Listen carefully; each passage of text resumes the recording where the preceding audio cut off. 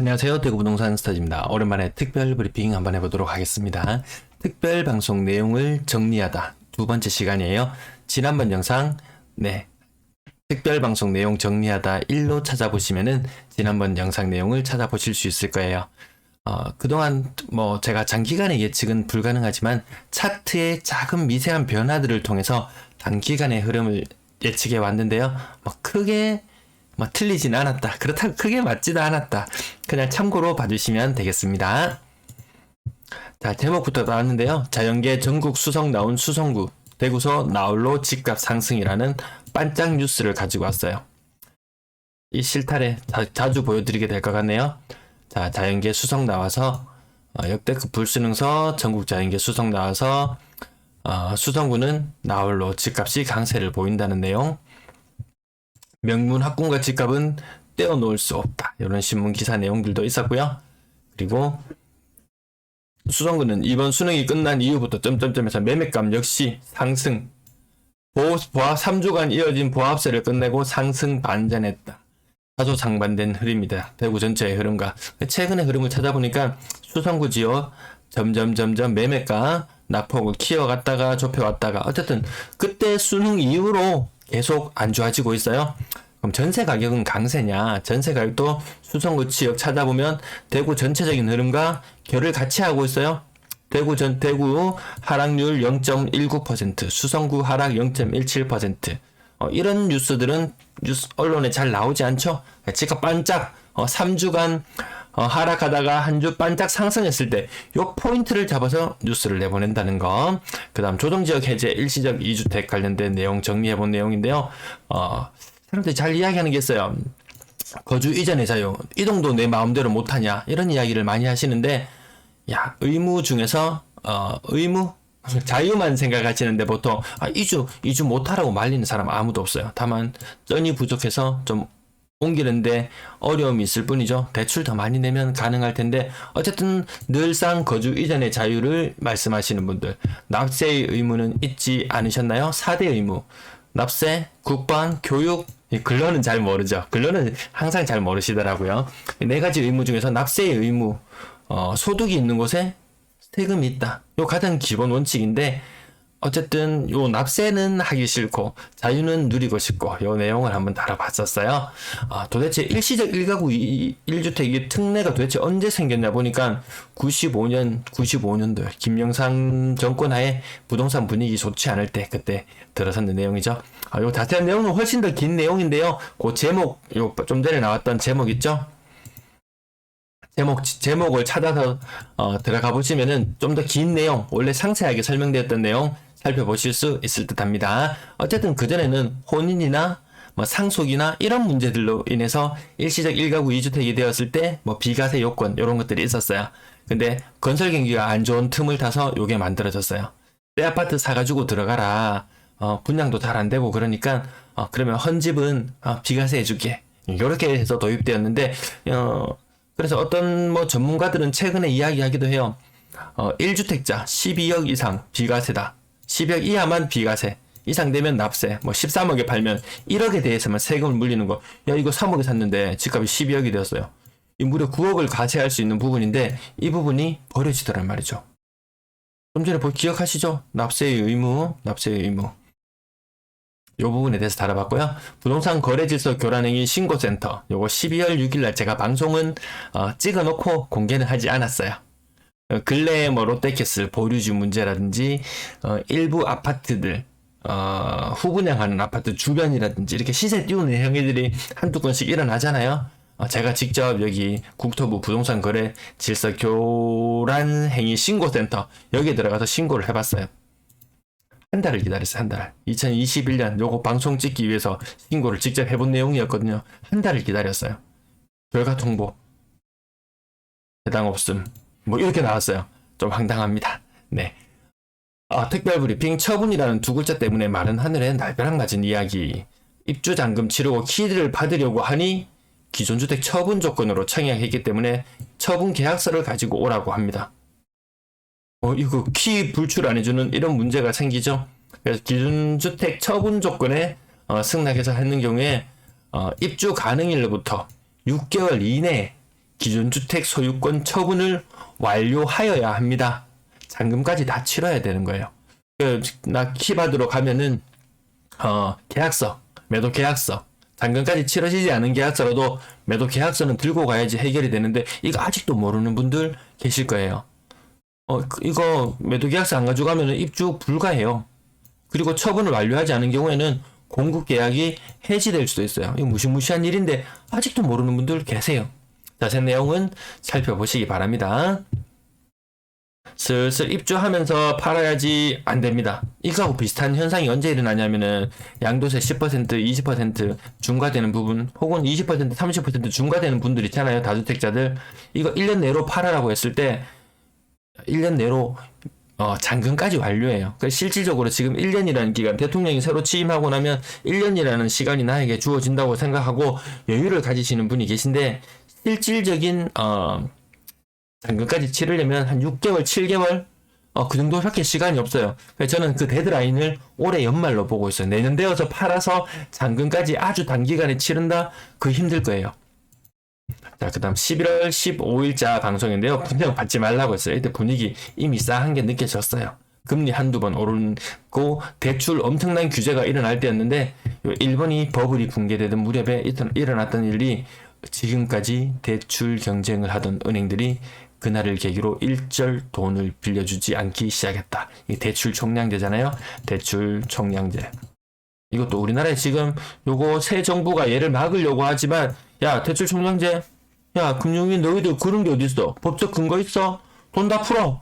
라고 이야기했지만 사람들은 금리가 오르면서 저절로 대출 총량제가 실현되고 있습니다. 하지만 은행에서 간혹 뉴스에 언론에서 가끔 뉴스에 나오면서 전체 가계대출이 줄었다고 해서 가계대출 줄어들고 있구나 주담대로 줄어드나 싶어서 찾아보면 주담대는 상승. 근데 이 상승분보다 기타 대출, 신용대출이나 이런 통장도 대출 있죠. 요게 낙폭이 더 커서 전체적으로 조금 줄어들었다. 요 부분이지 주택담보대출 아직까지 줄어들지 않고 늘어나고 있습니다. 자, 미분양. 이 21년의 미분양 요때인데요. 고작 2천 몇백 건, 지금은 5천 건, 6천 건 훨씬 더 넘어가는 상태로 알고 있는데요. 이때 이미 분위기 안 좋은 거 감지하고 있었잖아요. 자, 12월 15일자 청약 경쟁률 72.64대1, 100대1, 200대1 경쟁률이 나와도 입주하는 시점에 시장 분위기가 좋지 않으면은 제대로 된 프리미엄을 챙겨받기 힘들어요. 이 엄청난 경쟁률 있죠. 평균 경쟁률 14대1은 아주 작게 나타나 있는 이곳. 하지만 특정 세대, 한두 가구 모집하는 요런 곳에 모이면, 이 한 가구 모집하는데 100명 모이면 경쟁률 100대1이에요. 요런 현상들을 마치 침소봉대하여 모든 것이 그냥 이야기하는 경우가 있는데요. 2020년에 입주한 분양 가구 수 대비 통장 개수가 몇 개 들어왔는지 제가 노가다로 다 세웠잖아요. 네, 그때 경쟁률이 17.6대1이었어요. 21년도는 경쟁률이 5대1이었어요. 연말 되면서 분위기가 급격히 안 좋아짐을 느꼈죠. 연초부터 사실 분위기 좋지 않았거든요. 시장 분위기가. 하지만 청약이 미달되는 사태가 일어나기 시작하면서 사람들은 눈치를 채기 시작했죠. 이때도 경쟁률 5대1. 지금 생각하면은 꿈 같은 숫자 아닌가요? 청약 경쟁률 5대1이라는 것. 연말로 가면서 1대1 밑으로 막 떨어지는 그런 현상들도 1대0 밑으로 0.28대1 이런 현상들도 나타났었어요. 자, 전월세 보러 왜 안 오는지 주택 자가율의 함정. 아파트 전세 수요 무한정 아니에요. 지금 피부로 체감하시는 분도 계실 거라고 봅니다. 지역별 자가 점유율, 우리가 일반적으로 접하는 뉴스에서는 자가 점유율 60%, 10명 중에 6명은 집을 가지고 있고 4명은 집이 없어, 요런 뉴스만 접하게 되는데요. 세부적인 내용을 찾아보면요, 아파트는 자가율이 무려 75%나 돼요. 아파트 자가율 무려 75%나 됩니다. 전세 사는 사람 비율은 한 10집 중에 한 집. 비율상으로 이렇게 나타나요. 아무튼 그래서 전체적으로 이동이 그렇게 많을 수가 없다. 이 사가 살던 사람들이 사고 팔고 온갖 과정들을 다 거쳐야 되는데 지금 이동 자체가 거의 없잖아요. 전세도 마찬가지 무한정이 아니라는 것. 그 다음 어떤 분이 질문 남겨주신 분에 대해서 응답한 내용이 있었는데, 매매가 전세가 비율이 가격에 미치는 영향에 대해서 달아봤었는데요. 동반 상승 하락에 따라서 전세가율 70% 정도 어느 정도 맞춰질 거라고 봤어요. 전세 가격이 막 떨어지고 있고 매매 가격이 같이 떨어지고 있고, 그렇죠. 저절로 전세가율이 막 70% 저절로 맞춰지는 현상. 어떨 때 가격은 먼저 올라 있어요. 요거 살짝만 지우고 말씀드릴게요. 어디 한 부분만, 요거 안 지워지네요. 그대로 가지고 가죠. 매매 가격이 올라가 있어요. 제가 여기 노란색으로 그냥 표시할게요. 매매 가격이 먼저 올라가 있어요. 전세 가격이 힘겹게 따라갑니다.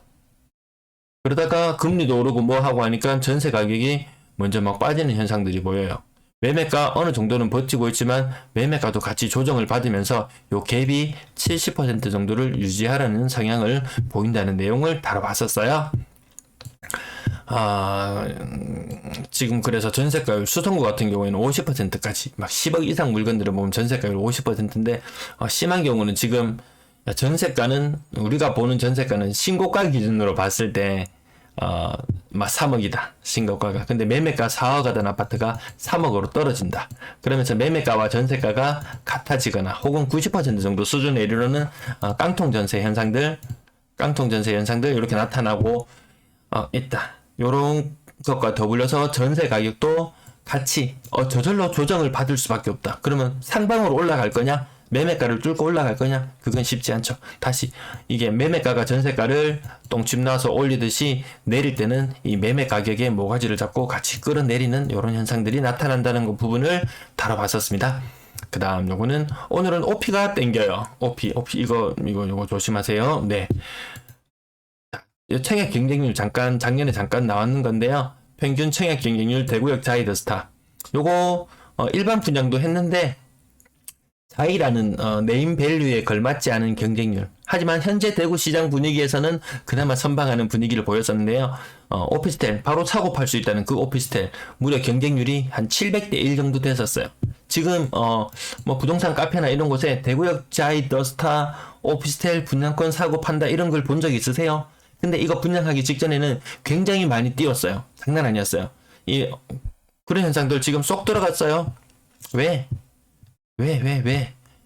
이런 현상이 나타나냐? 오피스텔 엄청나게 지어대요. 상상을 초월할 정도입니다. 제가 전국 단위로 분양하는 거, 입주하는 거 나타냈는데요. 요거는, 나누기 20 하면은 대략 대구에 수치가 나타나거든요. 하루에 1년에 한 3,000 내지 4,000개. 이 18년부터 22년, 지금 최근까지인지는 모르겠지만, 어쨌든 제가 기억하기로는 이 근래에 평균 한 3, 4천 개씩 1년에 지어댔어요. 말이 3, 4천 개 지고 우습게 보시면 안 되는 게 1년에 멸실되는 주택 가구 수가 한 3, 4천 개 될 거예요. 그만큼의 오피스텔 채워져요. 거기에다가 플러스 알파로 아파트가 더 공급이 되잖아요. 근데 적정 공급 물량에 대해서 이야기할 때는 아파트에서 멸실되는 거 빼고 오피스텔은 생각도 안 해요. 이 오피스텔을 대구에서 이거 사무용으로 쓰는 공간 잘 있나요? 거의 대다수가 주거용으로 활용되잖아요. OP가 땡겼지만 나는 OP를 가지 않기로 했네. 뭐 이런 내용들 근래에 보니까 이거 제가 찾아봤는 내용인데 월세 개수가 얼마나 늘어나는지 전세가 얼마나 늘어나는지 네 물량들이 생각보다 많이 쌓이고 있어요. 게다가 OP 분양권 상태의 OP가 매물로도 이렇게 나오지만 전세는 상상을 초월하게 나온다고 있다. 이런 부분을 다뤄봤고요. 조정대상 지역 해제. 지금도 뭐만 하면 조정대상 지역 해제 나오는데 제가 얼마 전에 조심스럽게 한번 예측해 드렸잖아요. 요거 양도세 중과 해결 중과되는 부분 적용해준 5월 11일부터 2022년 5월 10일까지 최소한 요 기간 동안은 지나야지 이거 해제 이야기가 나올까 말까. 저는 그렇게 예측해 봤어요. 부산 지역이 조정대상 지역 연내 해제 가능성 그러면서 2008년 11월 달에 뉴스를 빵빵 때렸어요. 사람들은 금방 해제될 줄 알았어요. 근데 무려 1년이 지나고 나서야 뉴스에서 언론에서 부산 지역 언론에서도 그렇게 떠들어댔는데도 1년이 지나고 나서야 조정지역이 해제가 되었어요. 지금 대구 하락 몇 주째요? 23주째 하락을 이어가고 있어요. 부산 몇 주 하락했다고요? 기억나시는 분 계신가요? 100주. 사실 정확하게 제가 세어보니까 110주였어요. 대구 지금 몇 주라고요? 23주. 아직 갈 길이 멀다는 거죠. 1년이 몇 주인가요? 1년이 52주인가요? 1년 52주. 야, 1년 반은 더 있어야지 조정대상 지역 해제될 것 같다. 근데 정말 경기가 많이 안 좋아서 다시 부동산으로 경기를 띄우려고 한다. 그러면 진짜 1년 후에 52주 대략 한 80주 정도 후에는 조정대상 지역 해제를 알아볼 수도 있을 것 같다. 이거 그냥 제 예측이에요. 자, 전세 보러 왜 안 오는지 전세 거래량은 우리를 속여왔다. 이 전세 조사할 때마다 깊은 빡침이 있었는데 근래에는 하도 전세를 많이 파서 많이 파봐서 특별 브리핑으로 제가 다시 다뤄드리진 않는데요. 요거 고전 자료, 제가 몇 달 전에 찍은 자료지만 지금도 참고가 되실 것 같습니다. 제가 영상을 올려드릴 때 여러분들 보면은 갱신 거래 때 거래 가격이 많이 떨어진 것 그거 뭐 중요하지 않다. 갱신 거래 때문이라고 했는데 남의 소중한 재산 가치에 오해가 생기겠죠. 이렇게 글을 남기셨는데 지금 와서 돌이켜 보면 요 자료가 제가 언제 찍었던 건가요?